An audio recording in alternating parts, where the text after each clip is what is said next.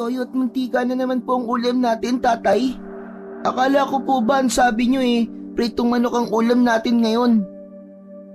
Pasensya ka na, Ronel, ha. Di kasi kinuha nung pagbebentahan ko ng uling yung uling na bibili niya sana eh. Pero hayaan mo, kapag maraming nagpagamot sa akin bukas, pritong manok na ang ulam natin. Lahat ng tao dito sa San Isidro ay sa'yo nagpapagamot, Melchor. Ang daming nagpapagamot sa'yo tapos toyo at mantika lang ang ulam natin. Magkakasakit na tayo nito sa bato eh. Clara, hayaan mo na. Hindi ba dapat ay magpasalamat pa rin tayo kasi kahit papano meron tayong kinakain. Yung iba nga dyan nagtitiis sa gutom, hindi ba? Sa isang maliit na kubo sa bayan ng San Isidro, nakatira ang albularyong si Melchor, kasama ang asawa niyang si Clara at ang nag-iisa nilang anak na si Ronel, na 13 taong gulang. Sa gitna ng maliit na lamesa ay naroon ang isang mangkok na may pinagsamang toyo at mantika. Sa kabila ng kahirapan, tahimik at masinop ang kanilang tahanan. Melchor, bakit parang kontento ka na sa ganitong buhay? Wala ka bang pangarap na makaahon tayo sa hirap kahit paano? Isa na nga lang ang anak natin tapos hindi pa natin mabigyan ng maayos na buhay. Siyempre hindi, Clara. Hindi ganitong buhay ang gusto ko para sa inyo ni Ronel. Alam kong marami kang natutulungan, pero hindi ba dapat na tinutulungan mo rin ang sarili mong pamilya? Bakit kasi hindi mo gawin ng matagal ko nang sinasabi sa'yo? Maningil ka ng malaki sa mga nagpapagamot sa'yo. Sinasayang mo ang galing mo sa panggagamot. Kung sa akin ibinigay yan, ay malamang mayaman na tayo ngayon. Clara, ilang beses ko na bang sinabi sa'yo na ang panggagamot ay hindi dapat iniisip na parang negosyo? Kung ang mga tao ay hindi kayang magbayad, tatanggihan ko ba sila? Hindi ko naman sinasabi na tanggihan mo sila. Pero pwede naman siguro na maningil ka ng mas malaki sa mga kaya namang magbayad. Tingnan mo ang iba. May mga albularyo na halos ginagawang negosyo ang kanilang panggagamot. Tingnan mo ang buhay nila ngayon. Maayos at palaging nakakakain ng masarap. Napatingin si Melchor kay Ronel. May awang humaplos sa puso niya. Masakit para sa kanya na ganun lamang ang pagkain na kaya niyang ibigay sa kanyang pamilya. Pero wala siyang magawa sapagkat hindi sapat ang perang meron sila upang makabili ng masarap na ulam. Tatay, hindi ba pwedeng kahit minsan lang po yung medyo masarap naman po ang ulam natin? Sina Pedro po kasi, madalas po adobong baboy po ang ulam nila o kaya naman po pritong manok. Minsan nagpupunta pa sila sa bayan para kumain po sa masasarap na restaurant. Ay nako, ganito ang gawin mo anak. Kapag isinubo mo yung kanin na may toyo at mantika, isipin mo na adobong baboy yan. Makikita mo, maglalasang adobo yan. Ginawa ni Ronel ang sinabi ng kanyang ama. Nang bumukas ang mga mata ni Ronel, ay sumimangot ito. O di ba anak? Lasang adobo, di ba? Hindi naman po Lasang toyo at mantika pa rin po Tay, sana po yumaman na tayo para masarap na po palagi ang ulam natin. Anak, hindi lahat ng bagay sa buhay ay makukuha sa pera o sa masarap na pagkain. Maituturing na nating malaking biyaya na buo ang pamilya natin at wala tayong sakit. Pero tatay, lagi na lang po tayong ganito. Baka pwede naman na minsan maningil ka ng malaki sa mga nagpapagamot po sa inyo para naman kahit papaano po hindi naman puro toyo at mantika na lang po ang ulam natin. Ronel anak, ang kakayahang manggamot ay isang biyaya na hindi dapat sinisingil ng higit sa kayang ibigay ng tao. Kapag naningil tayo ng malaki at pinagkakitaan natin ang kakayahan ko, baka isang araw mawala na ito sa akin. Hindi ba mas mahihirapan tayo kapag gano'n na nangyari? Nahihirapan na nga po tayo ngayon pa lang Malalim na napabuntong hininga si Melchor. Alam niyang hindi madali para sa kanyang anak at asawa ang ganong klase ng buhay. Pero hindi niya kayang suwayin ang sarili niyang mga paniniwala. Mabuti pa ang anak mo. Marunong intindihin ang sitwasyon natin. Saka, Tigilan mo na nga ang pagsasabi na maganda ang buhay natin kahit papano, kahit hirap na tayo. Melchor, naiintindihan ko ang pananaw mo. Pero isipin mo naman ang anak natin. Hanggang kailan tayo magiging ganito? Ano kung magkasakit si Ronel o may kailangan tayong bilhin? Hindi naman natin pwedeng ipambayad ang pagkakawang gawa mo sa mga tao. Alam ko, Clara. Alam kong nahihirapan na kayo. Lalo ka na. Pero ang panggagamot ko ay para sa mga nangangailangan. Hindi ko kayang manggipit ng mga tao at hindi sila gamutin dahil hindi sapat ang pambayad nila sa akin. Kung ano ang kayang ibigay ng mga tao, yun lang ang tatanggapin ko. Pero paano tayo, Melchor? Hindi naman tayo mabubuhay sa awa lang. Yung mga taong tinulungan mo, nasan sila? Mabibigyan ba nila tayo ng ulam ngayon? Hindi naman, di ba? Hindi na nagsalita pa si Melchor. Si Clara ay sumulyap lamang sa kanya na tila napagod na sa pakikipagtalo sa kanya.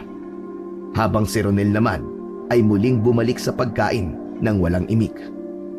Matapos kumain ay tumayo na si Melchor at naglakad papunta sa bintana na nasa gilid ng kanilang bahay. Tinanaw niya ang malayong kabundukan.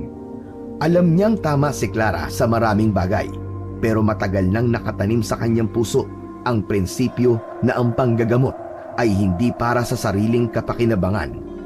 Matagal niya nang inalay ang kanyang kakayahan sa Diyos at sa bayan ng San Isidro.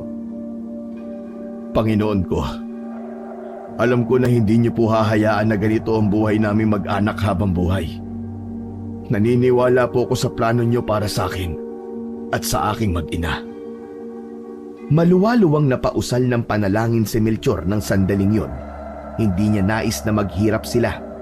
Mataas ang pangarap niya para sa kanyang pamilya. At naniniwala siya na darating ang panahon na ibabalik ng langit sa kanya ang pagtulong na ginagawa niya sa kanyang kapwa. Maagang nahiga sina Melchor. Itinatabi nila sa gabi ang mga lamesa at upuan para makapaglatag sila ng banig. Doon sila magkakatabing natutulog na tatlo. Sa hindi malamang dahilan ay naalimpungatan siya.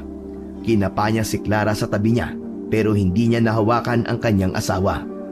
Bumangon siya at mula sa dilim ay nakita niya ang bulto ng katawan ni Clara. Nakaupo si Clara sa baitang ng hagdan ng kanilang kubo. Nakatanaw yun sa malayo. Narinig niya ang mahinang pagsinghot ni Clara, kaya nalaman niya na umiiyak ito. Sa bawat hikbi ni Clara ay ramdam ni Melchor ang bigat na nararamdaman ng kanyang asawa. Lumapit siya ng dahan-dahan at naupo sa tabi ng kanyang asawa. Nagmamadaling pinunasan ni Clara ang mga luha nito. Ikaw pala, Melchor. Bakit nagising ka? Clara, ano nangyari? Bakit ka umiiyak? Hindi sumagot si Clara. Patuloy ito sa pagpunas ng kanyang luha. Ilang sandali pa bago ito nagsimula. Melchor, pagod na ako. Pagod na ako sa buhay nating ganito. Alam ko, Clara. Alam kong hirap ka na. Pasensya ka na kung ito lamang ang buhay na kaya kong ibigay sa inyo ni Ronel. Alam ko na hindi ito ang ipinangako ko sa iyo bago tayo ikasal. Pero pangako, hindi habang buhay ay nasa ibaba tayo.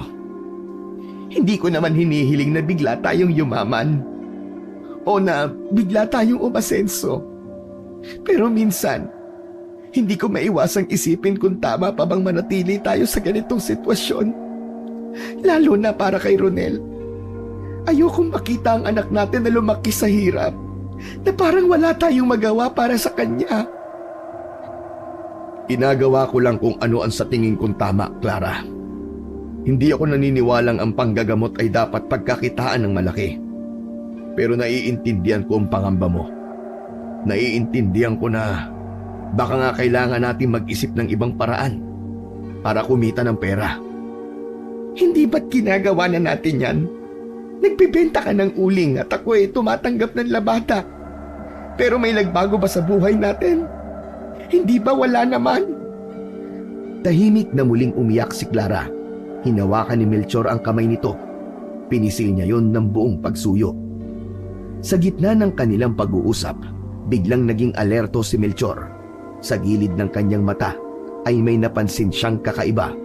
Isang anino na nagtatago sa itaas ng puno na nasa harapan ng kanilang kubo. Pinakiramdaman niya ang paligid. Mabilis na kinituban si Melchor. Tinitingnan niya ng mabuti ang puno at nang hilakbot siya nang may nakita siyang gumalaw doon. May isang pares ng mata na kumislap na lalong nagbigay ng kaba sa kanya. Clara, pumasok ka muna.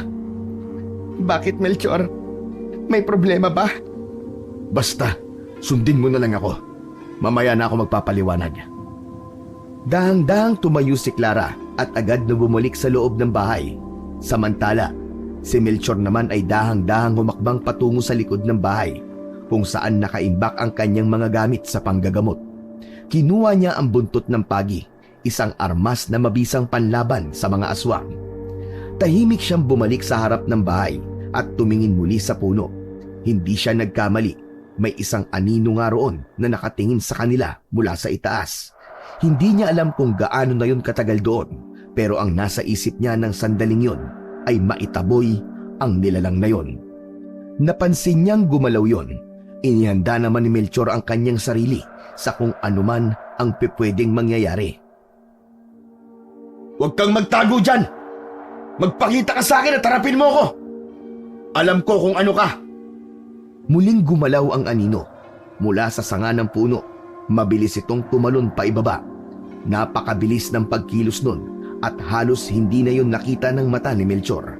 Nang bumagsak ang aswang sa lupa, ay agad yung tumakbo papalayo. Kitang-kita ni Melchor ang mahabang buhok ng aswang at ang nakakatakot ng muka na nagbigay ng kilabot sa kanya. Huwag ka nang babalik dito, duwag! Dahil talagang hindi ka na makakatakbo sa susunod!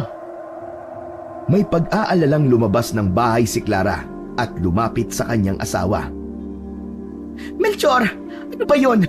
Bakit nilabas mo ang buntot ng pagi? May aswang sa puno, Clara. Siguro'y kanina pa yun nandun. Mabuti at napansin ko siya kagad. Aswang? Hindi ba't walang aswang dito sa San Isidro? Yan din ang alam ko eh.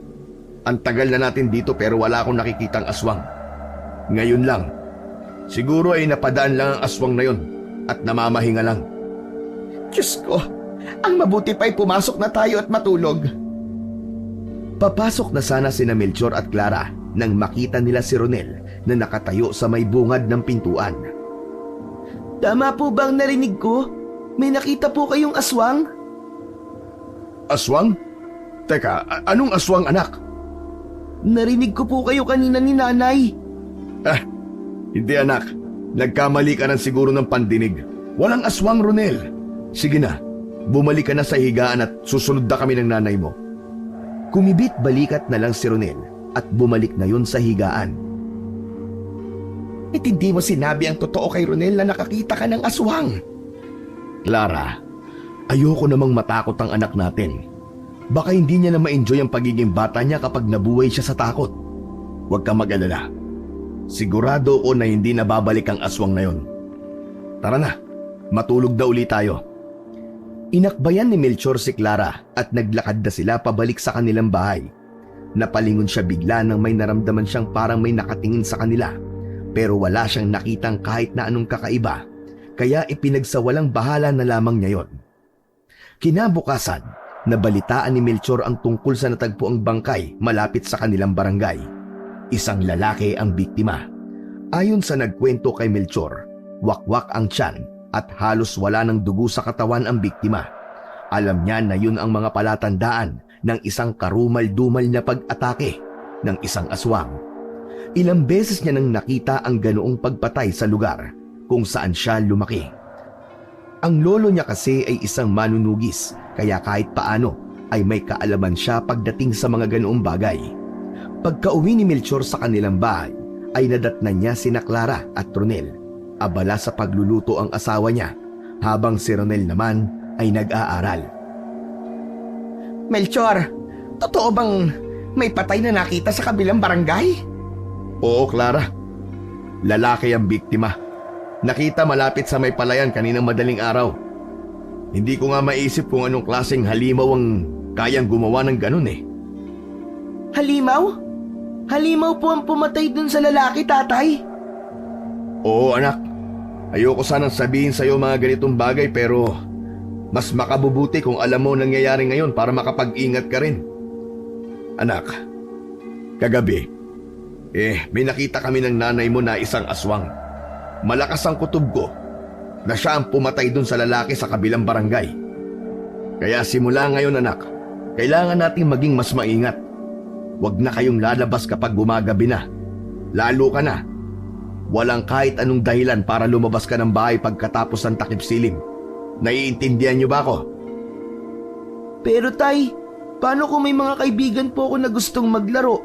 Mahilig pa naman kami maglaro ng tagu-taguan tuwing gabi, lalo na po kapag walang pasok sa susunod na araw. Hindi na pwede yun ngayon anak. Delikado sa labas. Lalo na kung gabi. Hindi natin alam kung sino ang susunod na biktima. At ayoko anak, na isa sa inyo ng nanay mo ang maging biktima.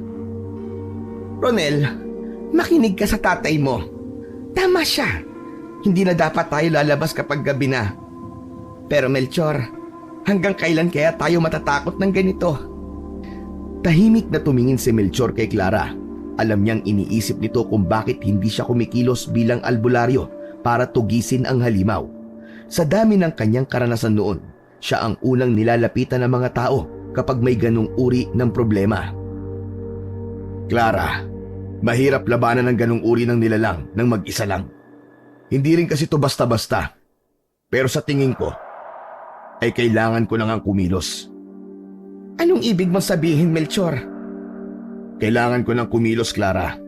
Hindi pwedeng wala akong gawin lalo na't may banta ng panganib dito sa San Isidro. Dahil sa aswang na yon. Ayoko. Hindi ako pumapayag. Hindi mo na kailangan gawin yan. Wala nang ibang mahalaga kundi ang kaligtasan mo. Hindi ka na dapat magsugal ng buhay mo para sa mga bagay na hindi mo na responsibilidad. Clara, hindi ko rin gustong mangyari to. Pero may mga bagay na hindi ko kayang pabayaan na lang. Kung hindi ako kikilos, sino ang kikilos? Kahit paano ay meron akong kaalaman sa pagtugi sa mga aswang. Ginagawa ko na ito noon sa lugar namin nung binata pa ako. Melchor, sapat na ang nagawa mo noon. Hindi mo kailangan isakripisyong sarili mo ngayon. Kami ni Ronel ang kailangan mong protektahan. Kung may masamang mangyari sa'yo, paano na kami? Kapag ipinilit mo yung gusto mo. Sige, iiwanan ka namin ni Ronel. Doon na lamang kami maninirahan sa bahay ng mga magulang ko. Saglit na nanahimik si Melchor at huminga ng malalim. Ramdam niya na seryoso si Clara sa mga salitang binitiwan nito. Oo na, sige na. Hindi na ako makikialam. Hahayaan ko na lamang sina Kapitan ang gumawa ng paraan para solusyonan ang problema ng lugar natin ngayon. Ayokong malayo sa inyo at ayoko rin na sumama ako sa inyo sa bahay ng mga magulang mo. Hindi ako pwedeng umalis dito sa San Isidro dahil mawawalan ng manggagamot dito. Salamat, Melchor. Ayoko lang naman na mapahamak ka. Hindi ko kaya kapag nawala ka sa amin ng anak mo. Ngumiti si Melchor at tumango. Hinaplos niya ang kamay ni Clara, ngunit sa loob ng utak niya ay isang bagay ang nananatiling maliwanag. Hindi pwedeng wala siyang gawin. Kahit sinabi niya kay Clara na hindi niya tutugisin ang aswang, ay alam niya na kailangan pa rin niya yung gawin. Isang hapon, habang may ginagamot na batang lalaki si Melchor, ay napansin niya na kanina pa nakatayo si Clara sa labas ng kubo nila. Nakatingin yun sa kanya na para bang may nais siyang sabihin. Nang matapos na sa panggagamot si Melchor, ay saka pumasok si Clara upang kausapin siya. Melchor, may kailangan pala akong sabihin sa'yo. Kanina ko pa nga napapansin eh. Ano ba yun? Yung pinatay na lalaki ng aswang ay asawa pala ng kumare nating si Nena. Ano? Si Berto? Oo, si Berto nga. Magpapaalam ako sa'yo na mamayang gabi ay magpupunta ako kina Nena para makipaglamay. Nakakahiya kasi kung hindi ako magpapakita ron. Clara, alam mo namang delikado ang lumabas ng gabi ngayon, di ba? Maiintindihan ka naman siguro ni Kumaring Nena. Nakakahiya pa rin. Si Nena ang madalas kong utangan kapag kinakapos tayo. Kung ganun sasama ako sa'yo. Mas mabuti na kasama mo ko para hindi ako nag-aalala sa'yo. Kung sasama ka sa akin, sino ang kasama rito ni Ronel?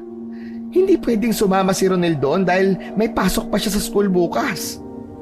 Pero delikado, Clara. Hindi ako kampante na payagang kitang lumabas ng gabi lalo na ngayong may banta ng aswang dito sa atin. Hindi agad sumagot si Clara. Nararamdaman ang pagtutol ng asawa. Alam niyang mahalaga kay Melchor ang kanilang kaligtasan. Ngunit ang pagkawala ng asawa ni Nena ay napakalaking bagay para sa kanya. Naiintindihan ko naman ang pag-aalala mo, Melchor. Pero hindi naman ako mag-isa. May mga kasama ako. Sila Ising, Marta, at yung iba pa nating kapitbahay. At saka hindi naman ako uuwi ng mag-isa. Kahit na may kasama ka, Clara, hindi ibig sabihin na ligtas na kayo. Alam mo naman kung gaano kalakas ang aswang. Hindi sila basta-basta natatakot kahit na maraming tao. Huminga ng malalim si Clara at tumitig sa kanya. Pangako, hindi naman ako magtatagal doon. Magpapakita lang ako kay Nena tapos uuwi na ako. Siguro naman hindi aatake ang aswang kapag maaga pa at marami pang tao sa labas. Ay nako, mukhang hindi na talaga kita mapipigilan. Kung ganon, siguraduhin mo lang na hindi ka magtatagal, ha? Oh, salamat Melchor. Huwag ka mag-alala dahil mag-iingat ako. Basta ikaw muna ang bahala kay Ronel habang wala ko rito sa bahay, ha? Patulugin mo siya ng maaga. Tinitigan ni Melchor si Clara ng ilang sandali bago bumuntong hininga. O sige, mag-iingat ka asawa ko, ha? Hihintayin kita rito sa bahay mamaya. Isang matamis na ngiti ang isinagot ni Clara. Hinaplos nito ang pisngi ni Melchor. Napansin ni Melchor na tila malungkot ang mga mata ng asawa niya. Pero inisip niya na baka dahil lang yun sa pagkamatay ng asawa ni Nena. 10:00 na ng gabi, ilang beses nang sumilip si Melchor sa bintana. Umaasa siya na sa pagsilip niya roon ay makikita niya ang asawa niyang si Clara. Hindi na siya mapakali. Panay ang lakad niya habang hindi mawala ang pag-aalala sa kanyang dibdib. Tatay, ano po nangyayari sa inyo? Kanina ka pa po paikot-ikot dyan. Nahihilo na po ako sa inyo eh. Oh, Ronel, bakit gising ka pa? Hindi ba dapat tulog ka na ngayon? Paano ba naman po hindi ako magigising? Ang ingay-ingay nyo habang naglalakad. Tay, si nanay po ba ang iniisip nyo? Oo anak, dapat nasa bahay na siya ngayon eh. Hindi naligtas ng ganitong oras. Huwag kang mag-alala tay. Sigurado po ako naligtas si nanay na makakauwi. Marami naman po siyang kasama, di ba? Huminto sa paglalakad si Melchor pero patuloy na nag-iisip. Hindi mawaglit sa isip niya ang nangyaring pagpatay doon sa lalaki. Hindi niya kayang alisin sa utak niya na malaki ang posibilidad na nasa panganib na ang kanyang asawa. Sa wakas, isang desisyon ang naisip ni Melchor. Hinarap niya si Ronel at hinawakan yon sa balikat. Ronel anak, susunduin ko ang nanay mo ha. Hindi na ako mapalagay eh. Huwag kang lalabas ng bahay kahit na anong mangyari ha. Iiwan niyo po akong mag-isa rito sa bahay? Oo, mabilis lang ako anak. Babalik din kagad ako. Pero tay, natatakot po ako eh. Baka biglang pumasok po dito yung aswang. Hindi basta-basta pumapasok ang aswang sa isang bahay, anak. Kinuha ni Melchor ang buntot ng pagi. Inabot niya yon kay Ronel. Sa pagkakataong yon, nais niyang gamitin yon ni Ronel. Ano pong gagawin ko rito sa buntot ng pagi, tatay? Ikaw na muna ang humawak niyan para lumakas ang loob mo. Kung sakali man na may aswang na pumasok, ay huwag kang magdadalawang isip na hatawin siya niyan gamit ang buntot ng pagi ha. Pero sigurado ako na wala namang aswang ang papasok dito sa bahay. Huwag kang matakot anak. Kailangan ko lang talagang sunduin ang nanay mo. Alalang-alala na ako eh. Pero hindi po ba? Ikaw ang dapat na magdala nito kasi baka mamaya may aswang po kayong makasalubong dun sa labas. Kaya ko ang sarili ko anak. Huwag kang mag-alala sa akin. O siya, kailangan ko nang umalis. Sige po tay, bilisan niyo lang po ah. Pangako anak. Pagkalabas ko ikandado mong pinto at huwag kang magpapapasok ng ibang tao. Ngumiti si Melchor ng bahagya habang pilit na itinatago ang kanyang pag-aalala sa harap ng anak. Isang malalim na hininga ang binitawan niya bago siya lumabas ng bahay. Mabilis ang lakad ni Melchor sa madilim na daan. Tanging liwanag mula sa buwan ang nagbigay ng gabay sa kanya. Habang naglalakad ay naramdaman niya na lalong bumibigat ang kanyang pakiramdam, para bang may mangyayaring hindi maganda. Habang naglalakad si Melchor sa gilid ng daan ay bigla siyang natigilan. Sa di kalayuan, may nakita siyang tila isang katawan na nakahandusay sa lupa. Pigil ang kanyang paghinga. Unti-unting lumapit si Melchor. Maya-maya pa, isang nilalang pa ang dumating at yumukuyon sa katawan ng tao na nakahiga sa lupa. Nang ilang di pa na lamang ang layo ni Melchor, ay nakita niya ang duguang katawan ng isang nilalang na nilalantakan ang laman loob ng biktima nito. Huling-huli ni Melchor sa akto ang aswang habang kinakain nito ang isang tao. Sandaling natigilan si Melchor, ngunit alam niya na hindi pwedeng tumayo lamang siya at manood. Nag-ipon siya ng lakas ng loob. Dumampot siya ng bato. Hoy! Diablong buwang! Tigilan mo yan! Agad na napalingon ang aswang. Kita sa mukha nito ang galit. May umaagos pang dugo sa gilid ng bibig nun. Buong lakas na binato ni Melchor ang aswang. Tinamaan yun sa mukha. Huminto yun sa pagkain at mabilis na tumayo. Tumakbo ang aswang at tinahak ang kakahuyan hanggang sa hindi niya na yun nakita pa. Iniwan nito ang biktima nito na nakahiga sa lupa. Hindi na hinabol ni Melchor ang aswang. Sa halip, agad siyang lumapit sa biktima nito. Nakita niya na gumagalaw pa yon at naisip niya na baka maaari pa niya yung maisalba. Ngunit sa bawat hakbang niya, parang isang mabigat na pakiramdam ang bumabalot sa kanya. Nang tuluyang makita ni Melchor ang muka ng biktima, bumagsak ang kanyang mga tuhod sa lupa. Clara! Clara! Ang asawa niyang si Clara ang nakahandusay sa harap niya. Duguan at halos wala ng buhay. Puno ng malalalim na sugat ang katawan ni Clara at ang tiyan ay may malaking wakwak. Nanlalambot si Melchor sa kanyang pagkakaupo sa tabi ng kanyang asawa. Hindi siya makapaniwala. Parang hindi totoo ang lahat ng kanyang nakita. Melchor, asawa ko. Hindi makapaniwala si Melchor na sa kabila ng pinsalang natamo ni Clara ay nagawa pa nung makapagsalita. Mabilis niyang hinawakan ng isang kamay ng kanyang asawa. Huwag ka na magsalita, Clara. Hihingi ako ng tulong. Kailangan mo madala sa ospital. Ikaw na ang bahala kay Ronel. Huwag mo siyang papapayaan. Huwag ka magsalita ng ganyan. Tayong dalawa pa rin na mag-aalaga sa anak natin. Parang awa mo na. Clara! Clara, lumaban ka, Clara! Pakiramdam ni Melchor ay gumuho ang mundo niya nang ipikit na ni Clara ang mga mata nito. Kumawala ang kamay nito mula sa pagkakahawak sa kanya. Clara! Clara, wag! Wag, Clara! Clara! Clara! Umiyak habang sumisigaw si Melchor. Pumatak ang mga luha mula sa kanyang mga mata at umaagos pababa sa kanyang pisngi. Parang dinurog ang puso ni Melchor. Pakiramdam niya'y nawalan siya ng saysay na mabuhay. Hindi niya na alam kung saan siya kukuha ng lakas. Isang bagong damdamin ang umusbong sa kanyang dibdib. Ang galit. Sinisiguro niya na magbabayad ang aswang na pumatay sa kanyang asawa.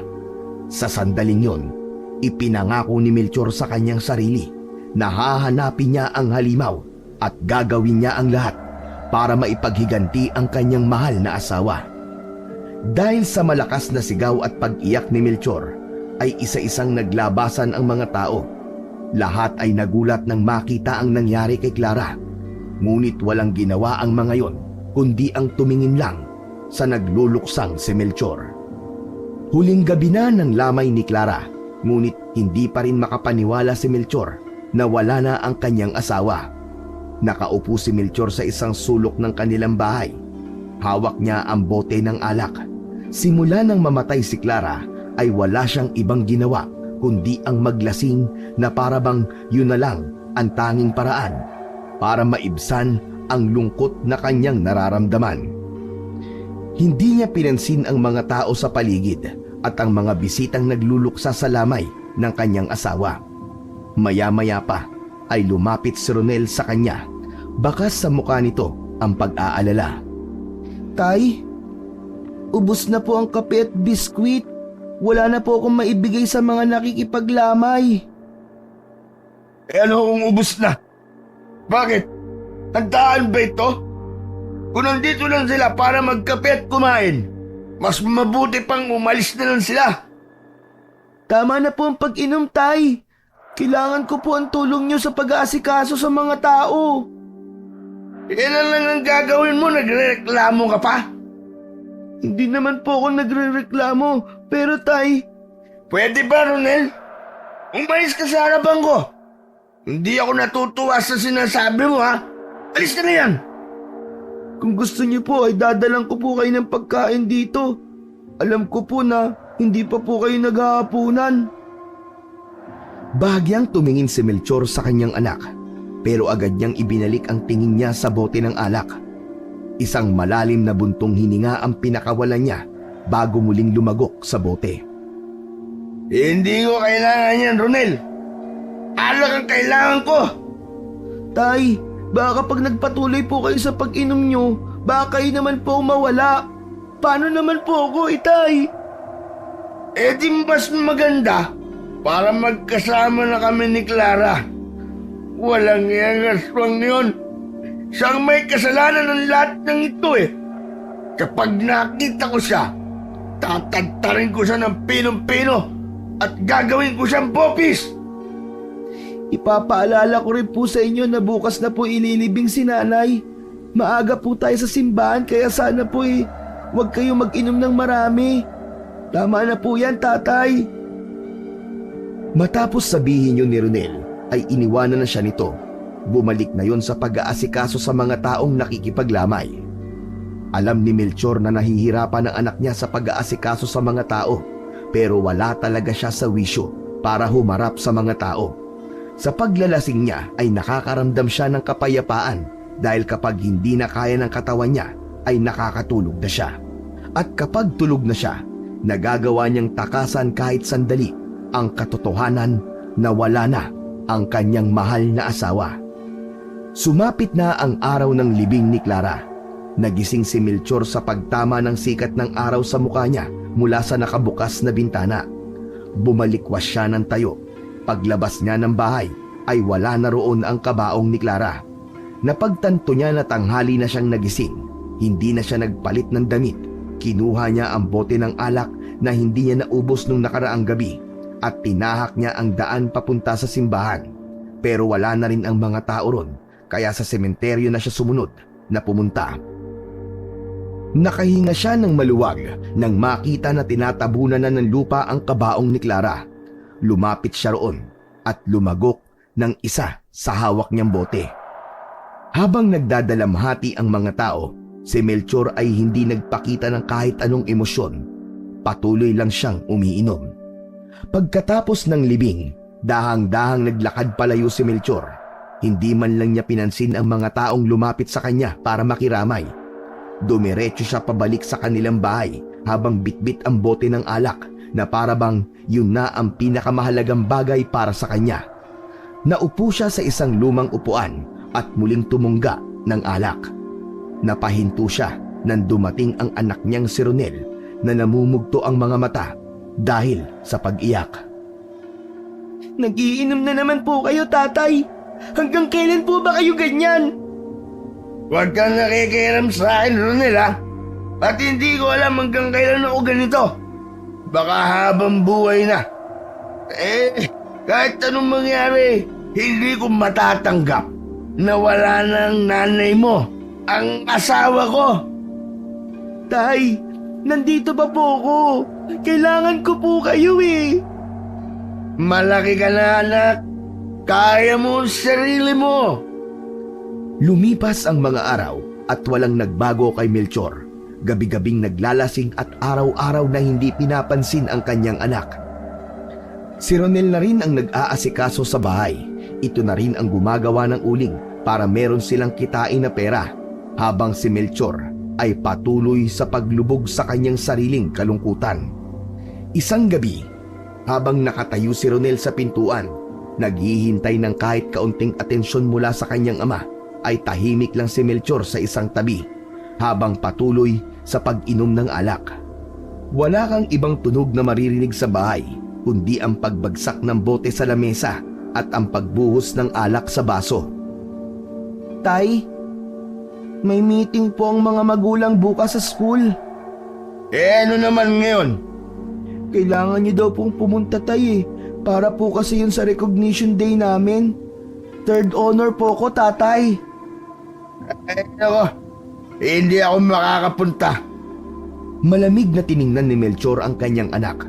Nangilid ang luha sa mga mata ni Ronel, pero agad nito yung pinunasan gamit ang palad nito. Sige po, tay. Ayos lang po. Ako na lang po ang pupunta sa meeting ng mga magulang. Nagpatuloy sa paglalasing si Melchor. Hindi pa rin mawala sa isip niya ang itsura ni Clara nang makita niya yun ng gabing naging biktima ito ng aswang. Tumiim ang bagang niya. Ipinangako niya sa sarili na sa sandaling magkaroon siya ng pagkakataon na makaharap ang aswang, ay hindi niya sasayangin ang pagkakataon na yon at agad niyang papatayin ang halimaw na pumatay sa kanyang asawa. Isang umaga, habang tahimik na umiinom ng alak si Melchor sa loob ng kubo, ay pumasok si Ronel. May pag-aalinlangan sa mukha nito habang nakatingin sa kanya. Tumayo si Ronel sa harapan niya. Tay, may gusto pong magpagamot sa inyo. Nasa labas po sila. Kailangan daw po nila ng tulong. Ilang araw na daw pong mataas ang lagnat ng anak niya tapos may tumutubong sugat po sa katawan. Hindi gumalaw si Melchor. Tila bingi sa sinabi ni Ronel. Tinitigan lamang niya ang bote ng alak at muling tumunga. Nag-aalala na po daw kasi yung nanay ng bata eh. Kawawa naman po. Baka po pwedeng papasukin ko na sila rito para magamot niyo na po. Ay ako, wala akong ganang manggamot ngayon.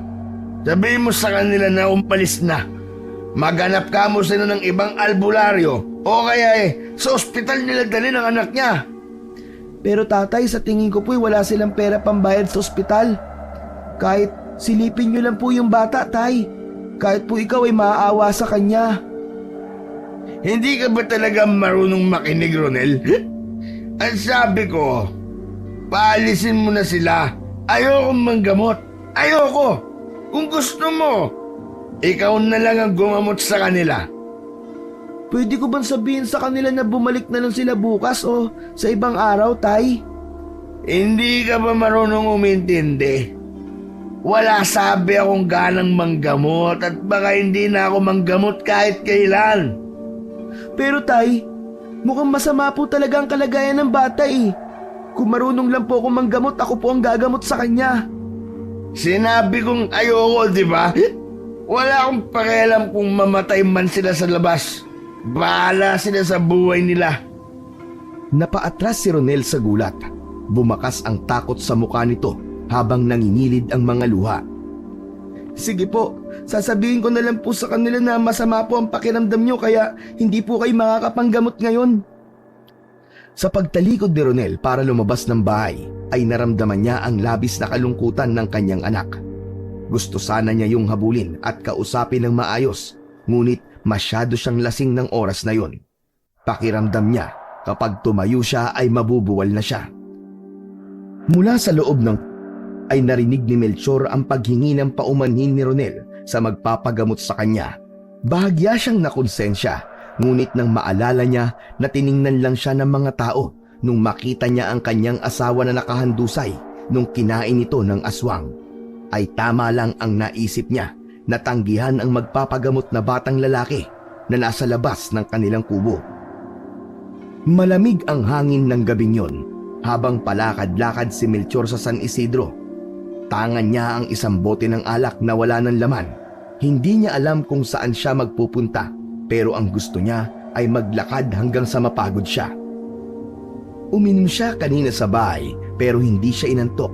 Kaya naisipan niyang maglakad at baka kapag napagod siya ay makaramdam siya ng antok. Napahinto sa paglalakad si Melchor nang makarinig siya ng mahihinang ungol ng isang babae na parang nahihirapan. Nanggagaling yun sa masukal na bahagi sa kaliwa niya. Sino nandyan? May tao ba dyan? Wala siyang nakuwang sagot. Tumahimik na ang buong paligid. Hindi kayang baliwalain ni Melchor ang kanyang narinig. Naisip niya na baka may taong nangangailangan ng tulong. Pumasok siya sa kasukalan at hindi nagtagal ay may nakita siyang babae na nakahandusay sa lupa. Puno ng putik ang katawan at damit ng naturang babae. Miss, ano nangyari sa'yo? Hindi agad sumagot ang babae. Nang bumukas ang mga mata ng babae, ay agad din niyong pumikit. Pinulsuhan ni Melchor ang babae at nalaman niya na buhay pa yun at nawalan lang ng malay. Hindi na nagdalawang isip si Melchor na buhatin ang babae at dalhin sa bahay nila. Wala si Ronel sa bahay kaya mag-isa niyang pinunasan ang babae hanggang sa mawala kahit paano ang putik nun sa katawan. Wala na siyang nagawa kundi ang palitan ng damit ng babae. Isinuot niya rito ang isa sa mga bestida ni Clara. Doon na nakita ni Melchor ang ilang pasa ng babae sa braso at hita. Meron din sa leeg at sa muka.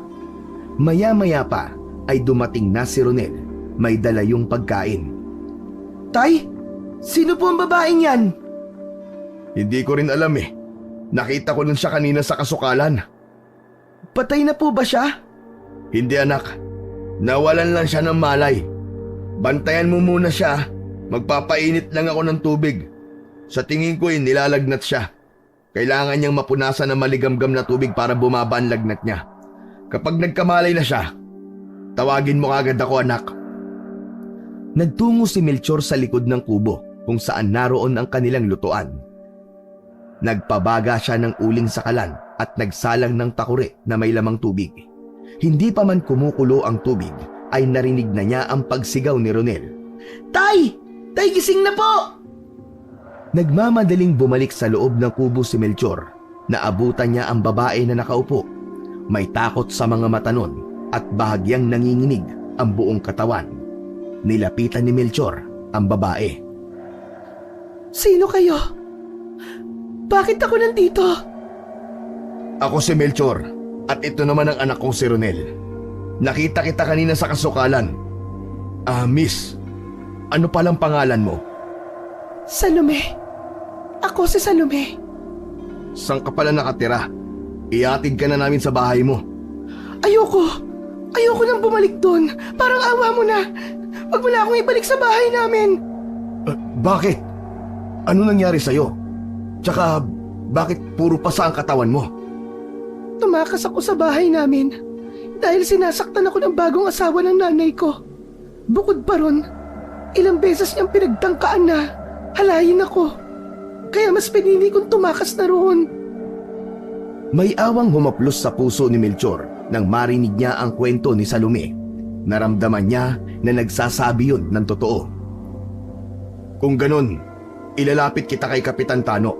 Matutulungan kanya na magsumbong sa mga pulis para maipakulong mo ang gumawa niyan sa'yo. Hindi! Ayoko! Pulis ang gumawa nito sa akin. Baka mapahamak lang ako kapag nagsumbong pa kayo sa mga pulis. Pakiusap, dito na lang muna ako sa inyo maninirahan. Wala akong mapupuntahan. Nagkatinginan sina Melchor at Ronel. Nakita ni Melchor na may pag-aalinlangan sa mata ng anak niya. Ngunit labis ang awa niya para kay Salome. Malambot ang puso niya pagdating sa mga babaeng naaabuso dahil ganoon ang sinapit ng nanay niya noon sa tatay nila. Walang problema, Salome. Maaari ka manatili rito sa bahay namin hanggat gusto mo. Pagpasensyaan mo na lang kasi maliit lamang ang kubo namin. Ayos lang kahit maliit ang bahay. Basta sigurado ako na ligtas ako at hindi na makakaranas ng pang-aabuso. Maraming salamat sa iyo, Melchor. Napakabuti mo. Ligtas ka rito, Salome. Hindi ka masasaktan dito. Napayuko na lamang si Salome na para bang nahihiya. Iniwanan na muna ni Melchor at Ronel si Salome. Lumabas sila ng kubo para makapag-usap. Tay, Sigurado ka ba sa pagpapatira rito sa atin kay Salome? Oo anak, nakita mo naman ang kalagayan niya, di ba? Takot na takot siya. Desperada na siyang makakita ng lugar kung saan wala nang mananakit sa kanya. Pero tay, hindi kaya tayo naman ang mapahamak? Paano kung hanapin siya ng pamilya niya? Tapos akusahan tayo na kinidnap natin siya o kaya baka hindi siya nagsasabi ng totoo at may gawin siyang masama sa atin. Sa tingin ko anak ay wala tayong dapat na ikatakot kay Salome. May kakayahan tayong tulungan siya, kaya ibibigay natin yun sa kanya. Ewan ko ba tay? Pero iba ang pakiramdam ko kay Ate Salome. Nagtataka lang kasi ako kung bakit ang bilis niyang magtiwala sa atin. Huwag kang masyado mag-isip sa kapwa mo, Ronel. Dahil kapag ikaw ang nalagay sa sitwasyon niya, lahat ay gagawin mo para lang makawala sa hindi magandang sitwasyon na kinaroroonan mo. Natulog sina Melchor at Ronel sa isang sulok ng kubo. Bilang babae si Salome ay binigyan nila ito ng espasyo para hindi sila magkakatabi sa pagtulog. Kinaumagahan, nagising si Melchor na wala si Salome sa loob ng kubo. Ang buong akala niya ay umalis na ito pero nang lumabas siya ay nakita niya yun na nagluluto ng almusal sa likod. Magandang umaga, Melchor. Pasensya na kung nakialam na ako sa mga pagkain niyo ha. Maaga kasi ako nagising kaya naisipan ko na magluto na ng almusal para makatulong ako sa inyo kahit papano. Nako, hindi mo na kailangan gawin yan, Salome. Ang dapat na ginagawa mo ay magpahinga. Maayos na ang pakiramdam ko. Ang sarap nga ng tulog ko kagabi. Kagabi lang ulit ako nakatulog ng ganun kasi alam ko na wala nang mga aabuso sa akin. Hindi ko lubos maisip ang pinagdaanan mo. Base sa mga pasamo sa katawan, alam ko na grabe ang ginawa sa'yo ng lalaking yon. Ayoko nang ikwento dahil kapag naaalala ko, ay natatakot lang ako. Hindi mo na kailangang ikwento pa kung hindi mo kaya, Salome. Sige na, ako na magpapatuloy sa ginagawa mo. Bumalik ka na sa loob ng kubo. Napakabait mo talaga, Melchor. Ang swerte siguro ng asawa mo sa'yo dahil may asawa siya na kagaya mo. Hindi nakapagsalita si Melchor sa sinabi ni Salome. Iniwanan na siya nito sa lutuan. Natahimik siya dahil bigla niyang naalala si Clara, ang kanyang asawa na namayapa na. Hindi niya naiwasan ang maging emosyonal at maluwa-luwa pa siya habang nakatitig sa kawalan. Sa loob ng 3 araw ay nasanay na kagad si Melchor na kasama nila sa bahay si Salome. Kahit hindi niya ito inuobliga na gumawa ng mga gawaing bahay, ay kumikilos pa rin ang babae. Masipag si Salome at sa tingin ni Melchor ay mapagkakatiwalaan. Hindi na pinansin ni Melchor ang mga bulong-bulungan sa San Isidro sa biglang pagsulpot ni Salome sa buhay nilang mag-ama. Hinayaan niya na ang mga tao na isipin kung ano ang gustong isipin ng mga yon. Wala pa rin ganang manggamot si Melchor. Apektado pa rin siya sa pagkawala ni Clara nang dahil sa aswang na nais pa rin niyang makaharap at mapatay. Isang hapon, gaya ng nakasanayan ay nag-iinom na naman si Melchor sa isang sulok ng kubo. Paulit-ulit na bumabalik sa kanyang isipan ang gabing natagpuan niya, ang katawan ng kanyang asawa. Walang patid ang pag-inom ni Melchor. Hindi niya naalintana ang pait ng alak na tila isa na lamang tubig para sa kanyang panlasa. Maya-maya pa ay pumasok si Salome. Suot nito ang blusa ni Clara. Tahimik itong lumapit kay Melchor at umupo sa harap niya. Melchor, wala ka bang balak na itigil ang pag-inom mo ng alak? Hindi naman sa nakikialam ako ha, pero napansin ko kasi na araw-araw kang naglalasing. Masama yan sa kalusugan mo. Pabayaan mo na lang ako sa pag-inom ko, Salome. Masanay ka na kasi araw-araw ko tong ginagawa. Pampantok ko to eh. Alam ko na may dahilan kung bakit ka palaging naglalasing. Pwede mong ikwento sa akin at baka gumaan ang nararamdaman mo. Tahimik si Melchor habang nakatingin kay Salome. Tila nahihiyang yumuko si Salome na para bang hindi nito kayang salubungin ang mga titig niya. Tama ka, Salome. May malalim na dahilan kung bakit ako palaging naglalasing. Ginagawa ko to para makalimot kahit sandali. sa sakit ng pagkawala ng aking asawa na si Clara. Bakit? Ano ba nangyari sa asawa mo? Ipinagpalit ka ba niya sa ibang lalaki? Sumama ba siya sa iba? Sana nga ay ganun na lang ang nangyari. Mas matatanggap ko pa kung sumama na lamang siya sa iba para kahit papano, alam kong buhay siya. Ha? Patay na ang asawa mo?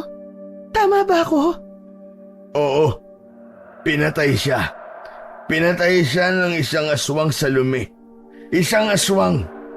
Walang kalaban-laban ng asawa ko sa kanya. Napakahayop niya. Kaya hindi ako titigil hanggat hindi ko napapatay ang aswang na kumuha sa buhay ni Clara. Ikinalulungkot ko, Melchor. Pasensya na kung nabuksan ko pa ang usapan tungkol sa namayapa mong asawa. Alam ko ang pakiramdam na mawalan. Hindi mo kailangan sirain ang sarili mo sa ganitong paraan. Hindi mo ako naiintindihan eh. Pinatay ng aswang si Clara. Kinuha ng aswang na yun ang lahat ng meron ako. Hindi na napigilan ni Melchor ang pagtulo ng kanyang mga luha. Naiintindihan kita, Melchor. Pero, kailangan mo bang pahirapan ang sarili mo? Isa pa, lahat ba ay nawala sa'yo? Hindi ba't nandiyan pa si Ronel ang anak mo? Kailangan ka niya. Hindi ka ba naaawa sa kanya? Na siya ang nagtatrabaho tapos yung kakakarampot na perang kinikita niya ay napupunta lang sa pambili mo ng alak. Babalik lang ako sa normal kapag napatay ko na ang hayop na aswang na yun sa lumi. Pero hanggat alam kong buhay siya, mananatili akong ganito. Nasabi sa akin ni Ronel na isa kang magaling na manggagamot. Hindi mo ba hinahanap-hanap ang panggagamot mo? Ang pagtulong mo sa mga tao? Wala na akong pakialam sa mga tao. Ang tanging gusto ko lang ay makapaghiganti. Mahal ko si Clara. Mahal na mahal ko ang asawa ko. Hindi ko alam kung paano ko haharapin ang bukas na wala siya. Pakiramdam ko ay napakawalang kwenta kung haligin ng tahanan.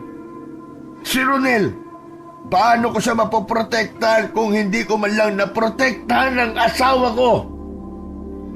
Alam kong mahirap. Alam kong masakit. Pero hindi mo kailangan magpakalunok sa alak para makalimot.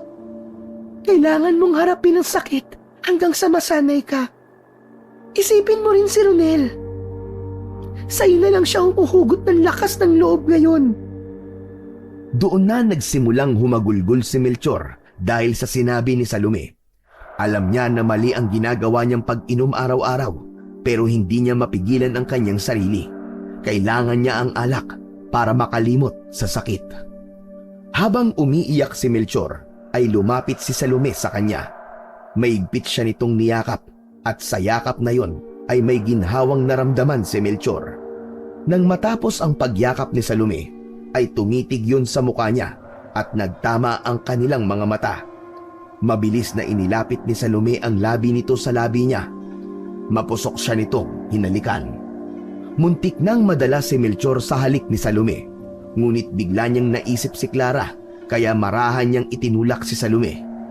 Labis na nagulat si Melchor sa ginawang yun ni Salome sa kanya. Bakit mo ako inalikan? Pasensya na, Melchor. Hindi ko rin alam kung bakit ko yung ginawa sa'yo. Nagmamadaling lumabas si Salome ng kubo. Napatulala na lamang si Melchor. Kahit siya ay naguguluhan sa nangyari. Nakahawak siya sa kanyang labi at hindi maalis sa labi niya ang pakiramdam ng halik ni Salome. Isang umaga, habang gumagawa ng uling sina Melchor at Ronel, ay may sinabi si Ronel sa kanya tungkol kay Salome. Tay, wala po ba kayong napapansin kay Ate Salome? Napapansin na ano? Palagi po siyang lumalabas tuwing gabi kapag tulog na po tayo. Hindi ko nga po alam kung anong oras siya bumabalik eh. Sa bagay, hindi mo talaga mapapansin yun kasi palagi ka naman pong lasing. Hayaan mo anak at kakausapin ko siya. Sasabihin ko sa kanya na delikado na ang lumabas kapag gabi dahil sa may aswang na gumagala rito sa San Isidro. Nang magkaroon ng pagkakataon ay agad na kinausap ni Melchor si Salome tungkol sa sumbong ni Ronel. Ngunit itinanggi yun ni Salome. Ayon dito, hindi ito lumalabas sa gabi dahil alam nito ang kwento ng aswang sa San Isidro. Kaya lumabas na nagsisinungaling si Ronel sa kanya. At kung bakit ginawa yun ni Ronel ay wala siyang ideya. Isang madaling araw, naalimpungatan si Melchor sa tunog ng pagbukas ng pinto. Pagbukas niya ng kanyang mga mata, ay nakita niyang lumabas si Salome ng kubo na parang nagmamadali. Agad na bumangon si Melchor. Nang nasa pinto na siya, ay natanaw niya si Salome na mabilis na naglalakad. Hindi niya napigilan na sundan yun upang malaman niya kung saan yun pupunta. Pumasok si Salome sa kakahuyan. Nagkaroon ng alinlangan si Melchor kung dapat ba niyang sundan si Salome. Pero nanaig sa kanya ang pag-aalala. Baka kung anong mangyari kay Salome kapag hindi niya yun sinundan. Nang makarating sila sa may gitnang bahagi ng kakahuyan, ay nagtaka si Melchor nang biglang nawala sa paningin niya si Salome. Lumingalinga siya sa paligid pero hindi niya na nakita ang babae. Salome! Salome! Salome, nasan ka? Umalingaw-ngaw sa tahimik na gabi ang boses ni Melchor. Habang nagmamasid siya sa paligid, isang malamig na hangin ang humampas sa kanyang muka. Bigla na lang siyang kinilabutan hanggang sa may narinig siyang kaluskos sa kanyang likuran. Nang lumingon siya, ay nakita niya ang isang malaking anino. Isang nilalang na hindi maipaliwanag ang itsura. Habang lumalapit yun sa kanya, ay nakumpirma niya na isang aswang ang naturang nilalang. Bago pa man siya makagalaw, bigla yun tumalon at sinunggaban siya. Nagulat si Melchor, hindi dahil sa pagsalakay ng aswang, kundi sa kakaibang kilos nito. Imbis na sakmalin o sugatan siya, dinilaan lamang nito ang kanyang muka. Nagpumiglas si Melchor, inasahan niyang kakagatin o papatayin siya ng aswang. Ngunit nagtaka siya nang biglang bumitaw ito at mabilis na tumakbo papalayo. Bumalik ka rito, hayop ka! Harapin mo ako! Bumalik ka rito! Hahabulin sana niya ang aswang pero napagtanto niya na wala siyang dalang armas upang labanan yun. Kaya kahit hindi niya na nakita si Salome, ay nagdesisyon na siyang bumalik sa kanilang bahay. Pagbalik ni Melchor sa bahay ay wala pa rin si Salome roon. Sinubukan niyang hintayin ang babae, ngunit nakatulog na lang siya ay hindi pa rin bumabalik si Salome. Kinaumagahan, bumungad kay Melchor ang balita na may natagpo ang bangkay sa San Isidro, isang biktima ng aswang. Nagmamadali siyang bumalik sa bahay at agad niyang hinanap si Salome na tila walang kamalay-malay sa mga nangyari. Salome, may nahanap na naman bangkay kanina. Pinatay ng aswang. Sino? Isang matandang lalaki. Natagpuan siya kaninang madaling araw sa may kakahuyan. Tumigil si Salome at sumulyap kay Melchor. Tahimik ang kilos nito pero may kakaibang lamlam sa mga mata niya. Salome, bakit ka madalas lumalabas tuwing gabi? Ano ba talaga ang ginagawa mo? Alam kong nagsasabi ng totoo si Ronel dahil nakita kita kaninang madaling araw na lumabas ng bahay. Nagpahangin lang ako, Melchor, yun lang. May mga pagkakataon kasi na naaalala ko pa rin ang masasamang naranasan ko. Gusto ko maglakad-lakad para kahit paano ay makalimot. Kung pag-iinom ang paraan mo para makalimot, ang sakin naman ay paglalakad at pagmumuni-muni. Pero sinabi ko na sa'yo, di ba, na hindi ligtas ang lumabas kapag madilim na dahil sa aswang. Lalo na ngayon na may nabiktima na naman ng aswang na yun. Sigurado ko na yun din ang pumatay sa asawa ko. At alam mo ba, kagabi ay muntik na rin ako mabiktima ng aswang. Ano? Paano? Nung sinundan kita sa kakahuyan, may aswang na umatake sa akin. Ang akala ko ay papatayin niya ako pero dinilaan lang niya ang mukha ko. Tapos bigla na lang siyang tumakbo palayo. Diyos ko, nakakakilabot naman, Melchor. Pero salamat sa Diyos at hindi ka nasaktan. Kaya makinig ka sa akin, Salome. Huwag ka nang lalabas kapag gabi o madaling araw. Delikado, lalo na't babae ka. Sinundan kita kasi nag-aalala ko sa'yo. Nag-aalala ka sa akin? Tama ba ang narinig ko? Oo, Salome. Nag-aalala ko sa'yo. Nagulat si Melchor nang bigla siyang yakapin ni Salome ng mahigpit. Huwag kang mag-alala, Melchor. Gagawin ko ang sinabi mo. Pangako, hindi na ako lalabas tuwing gabi. Salamat sa pag-aalala mo sa akin. Para kay Melchor ay walang mali siya ang pag-aalala niya kay Salome. Normal yun sa kanya dahil nakatira si Salome sa bahay niya. Anuman ang mangyari rito na masama ay siya ang may kargo kapag nagkataon. Nang matapos siyang yakapin ni Salome ay may inabot itong pera sa kanya. Salome, para saan ang perang to? At saan ka kumuha nito? Ambag ko yan sa pagtira ko rito sa bahay mo, Melchor. Hindi yan galing sa masama.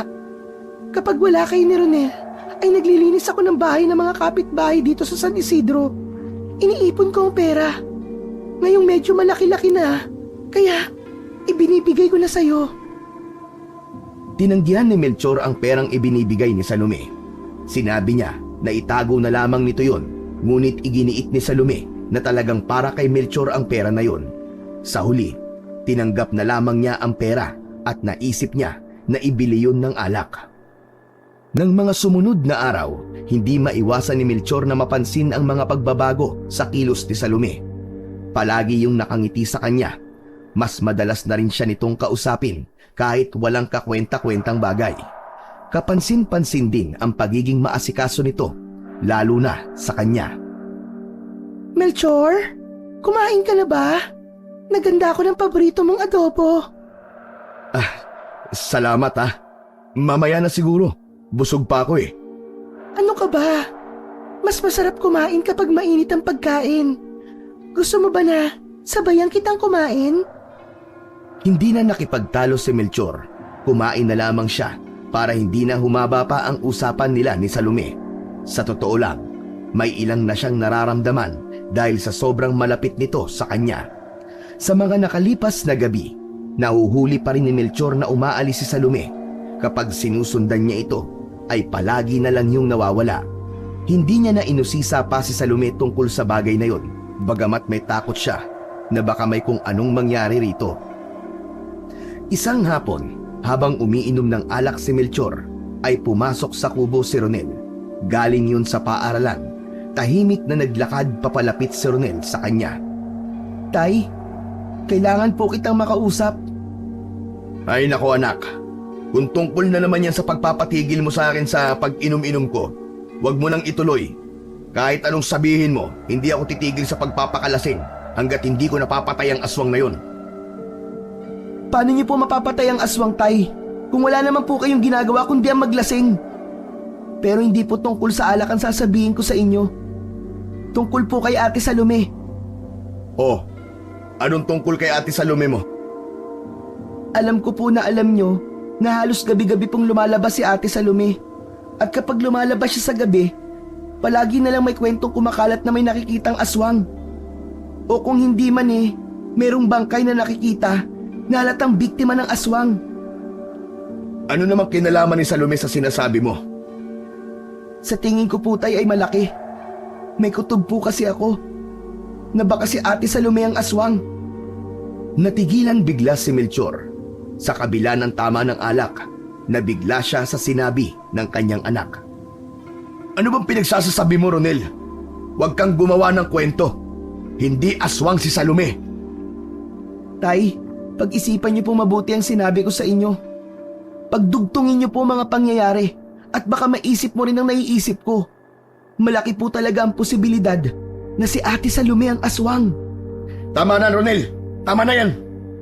Hindi ko kailangan marinig ang mga ganyang kalokohan. Isa pa, isipin mo kung anong mararamdaman ni Salome kapag narinig niya ang binibintang mo. Tumahimik na si Ronel matapos niyang magsalita. Diretso yung nakatingin sa kanya na para bang meron pa itong nais na sabihin. Oh, ano pang itinatayo-tayo mo dyan? May sasabihin ka pa ba? Tay, maraming tao na po nagtatanong sa akin kung kailan ulit kayo manggagamot. Napakalaking kawalan po para sa kanila na hindi nyo na magagamot ang mga may sakit dito sa San Isidro. Marami ang napipilitan na magtungo po sa ospital kahit wala po silang pambayad. Sabihin mo sa kanila, hindi na ako manggagamot. Para saan pa? Bakit pa kailangan kong bumalik sa panggagamot? Wala nang dahilan para manggamot ako na may mga sakit. Wala na ang nanay mo. Siya lang ang dahilan ko kung bakit ako nagsusumikap kahit barya-barya ang kinikita ko. Si nanay lang talaga, Tay. Paano naman po ako? Ikaw, alam mo, sana ikaw na lang ang napatay ng aswang at hindi ang nanay mo. Sana ikaw na lang ang nawala. Agad na nagunahan ang mga luha sa pisngi ni Ronel. Gusto pa sanang bawiin ni Melchor ang mga sinabi niya, ngunit dumating na si Salome. Umalis si Ronel sa harapan niya at umupo sa isang sulok ng kubo. Ano nangyari? Bakit umiiyak si Ronel? Hindi sinagot ni Melchor ang tanong ni Salome. Lumabas siya ng bahay at naglakad-lakad habang may dalang isang bote ng alak. Kinabukasan, nagising si Melchor na malabo pa ang isipan dahil sa labis na pag-inom. Hinaplos niya ang kanyang ulo dahil sa pananakit nun. Tumayo siya at napansin niyang tahimik ang paligid. Lumabas siya ng kubo at hinanap si Ronel. Ngunit hindi niya yun nakita. Bagkus, si Salome ang nakita niya. Nagluluto yun sa likod ng bahay. Salome, nakita mo ba si Ronel? Hindi eh. Pagising ko'y wala na siya.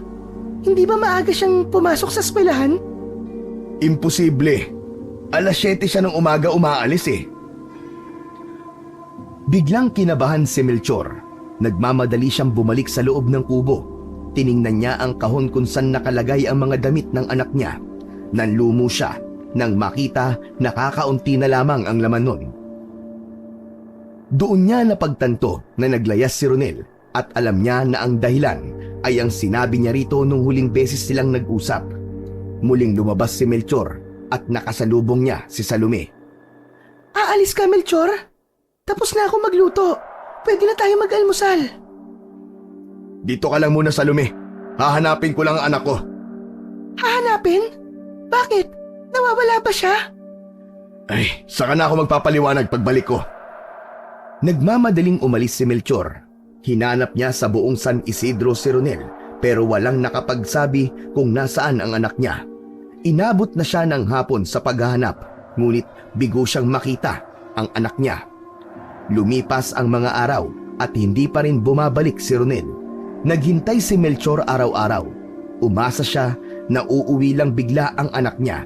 Labis-labis ang pagsisisi niya dahil aminado siya na siya ang dahilan kung bakit naglayas ang kanyang nag-iisang anak.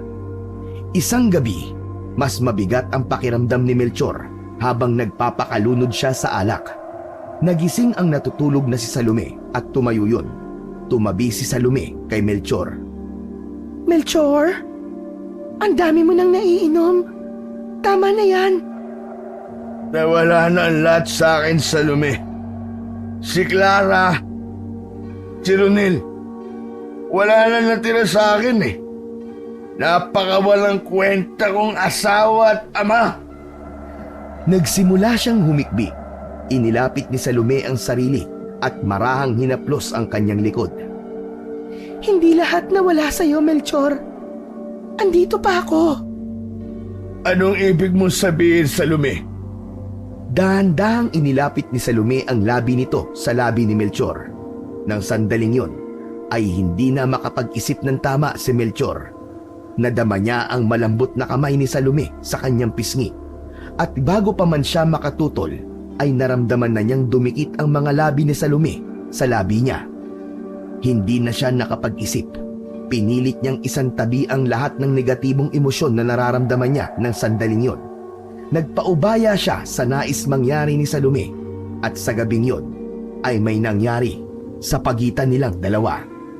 Nang sumunod na araw, gumising si Melchor na may mabigat na pakiramdam.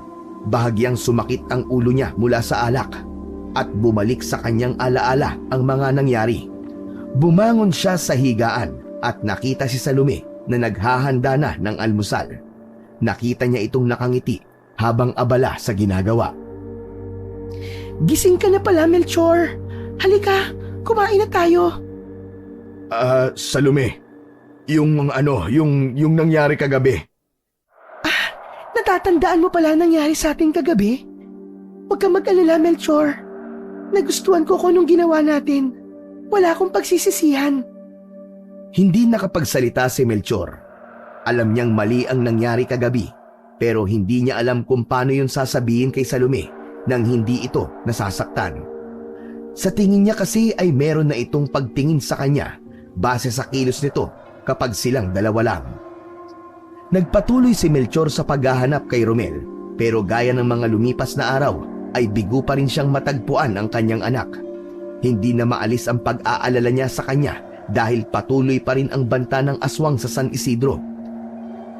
May mga narinig siyang nagsasabi na nakikita pa rin ng mga yun ang aswang tuwing gabi.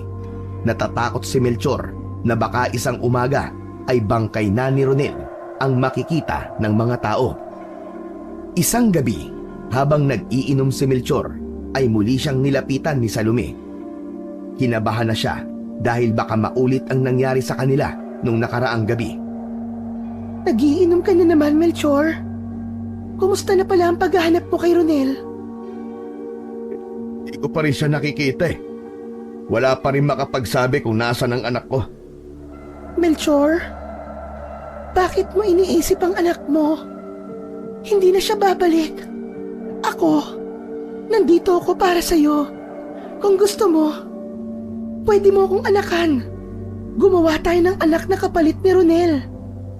Nahihibang ka na ba, Salome? Ano bang sinasabi mo? Hindi mapapalitan si Ronel.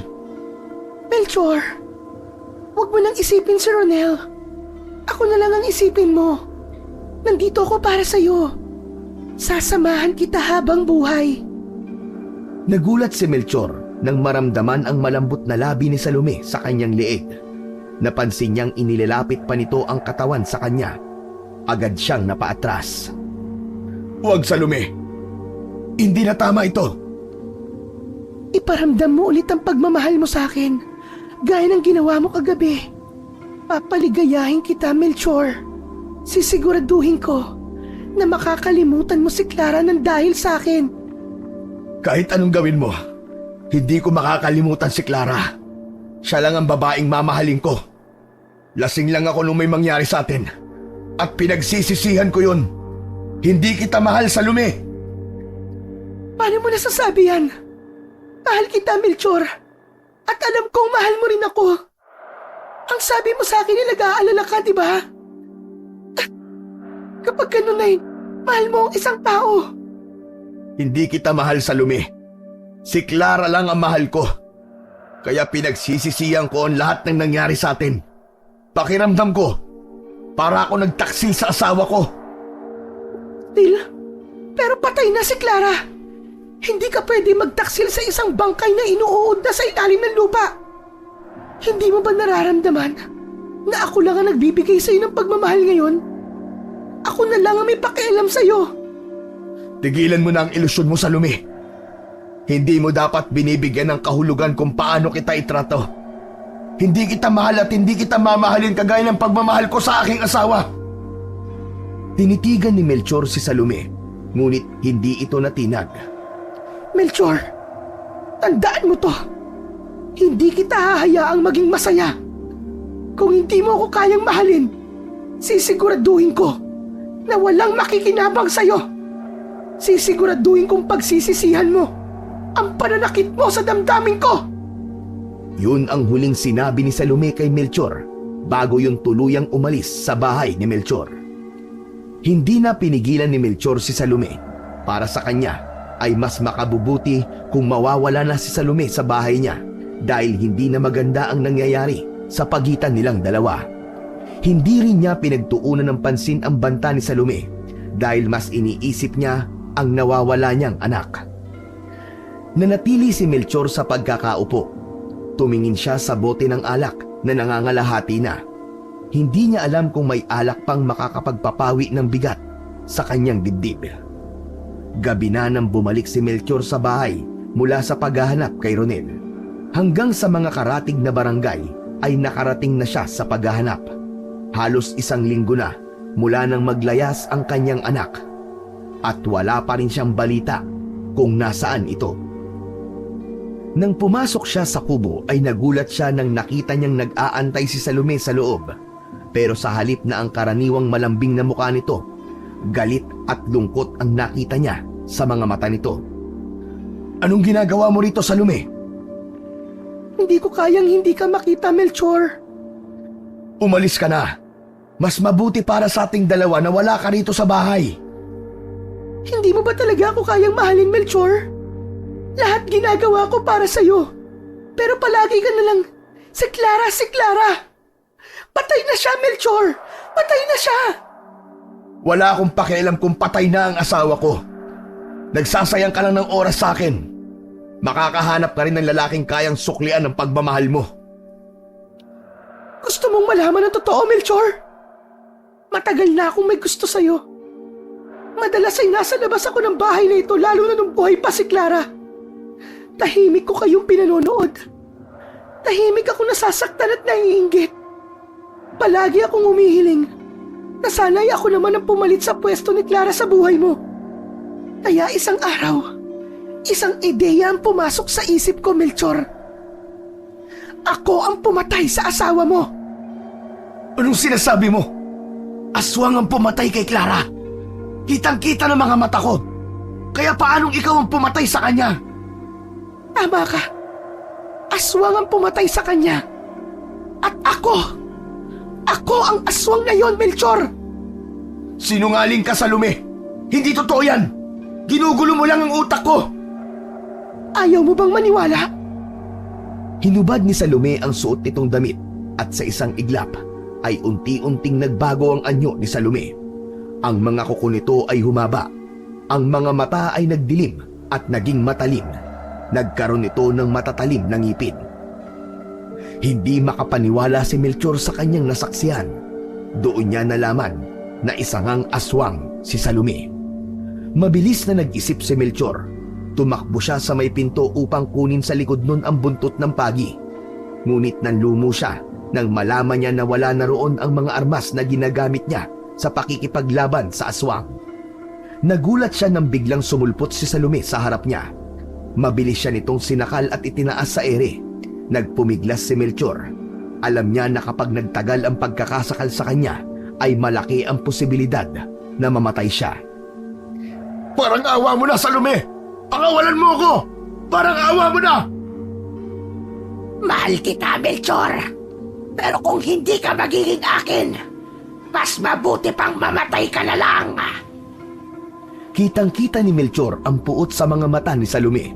Sa pagkakataon na yun, ay tinanggap na niya na yun na ang kanyang katapusan. Sa isip niya ay humingi siya ng tawad kay Clara dahil hindi niya naalagaan ng maayos ang kanilang anak na si Ronel. Pumikit si Melchor, kasunod nun ang pag-agos ng kanyang mga luha. Unti-unti na siyang kinakapos sa hangin ng isang pamilyar na boses ang kanyang narinig. Pakawalan mo ang tatay ko! Nagmulat agad si Melchor nang marinig niya ang sigaw ni Ronel. Hawak nito ang nawawalang buntot ng pagi. Walang pagdadalawang isip na hinampas ni Ronel ng buntot ng pagi ang likod ng aswang ng paulit-ulit. Napasigaw si Salome ng dahil sa sakit at nabitawan nito si Melchor. Bumagsak si Melchor sa sahig habang habol ang paghinga. Humahabol ng hininga habang hinahampas pa rin ni Ronel si Salome. Mabilis na nilapitan ni Ronel si Melchor. Sa kabila ng sakit at mga sugat ay tumayo si Salome. Galit na galit yung nakatingin sa kanilang mag-ama.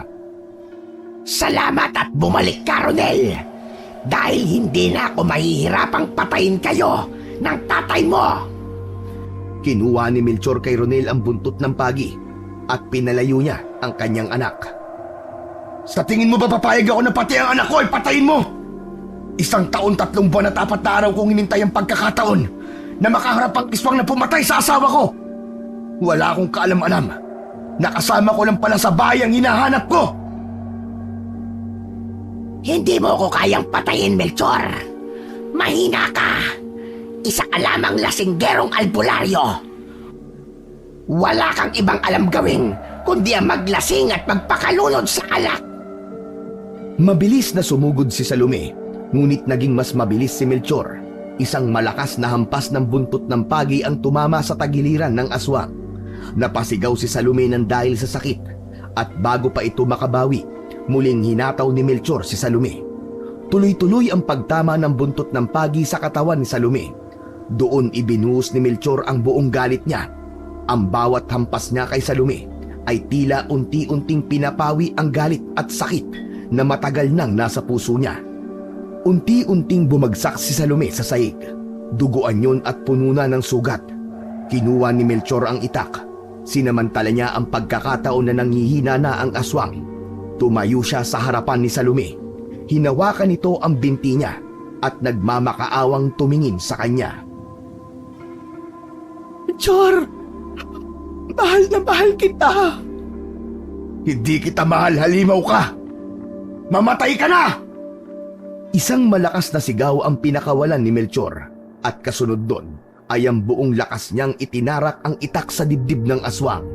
Nangisay si Salome hanggang sa tuluyan na yung binawian ng buhay. Nanghihinang napaupo si Melchor. Umiiyak na yumakap si Ronel sa kanya. Sorry, Tay. Sorry po. Sorry kung naglayas po ako at iniwan ko kayo dito. Ako ang dapat na humingi ng tawad sa iyo, anak. Hindi totoo na nagsusumikap ako sa buhay para lang sa nanay mo. Nabigla lang ako sa mga nasabi ko, anak. Alam ng Diyos kung gaano ko kagusto na makaahon tayo sa hirap para makaranas ka ng maginhawang buhay. Tiningnan nila ang aswang. Patay na po ba yan, Tay? Patay na po ba ang aswang? Oo, anak. Patay na ang aswang. Sa wakas, naipaghiganti na natin ang nanay mo. Sigurado ako na kung nasan man siya ngayon, ay masaya na siya. Sa wakas, natapos na ang banta ng aswang sa San Isidro. Ang balita tungkol sa pagpatay ni Melchor at Ronel sa aswang na si Salome ay mabilis na kumalat sa kanilang lugar. Nagpasya ang lokal na gobyerno na kilalanin ang sakripisyo ni Melchor at Ronel. Bilang pagkilala sa kanilang kabayanihan, binigyan sila ng pondo mula sa gobyerno. Ang pera ay ginamit nila upang bumili ng isang lupa na tinaniman nila ng palay. Nagkaroon ang mag-ama ng matatag na kabuhayan dahil doon. Inihinto na ni Melchor ang pag-inom at kasunod nun ay bumalik na rin siya sa pagiging albularyo na ginagamit niya sa pagtulong sa mga kababayan niyang may karamdaman. Unti-unting bumangon ang San Isidro mula sa madilim na nakaraan at ngayon ay puno na ng liwanag at pag-asa ang bayan na yon.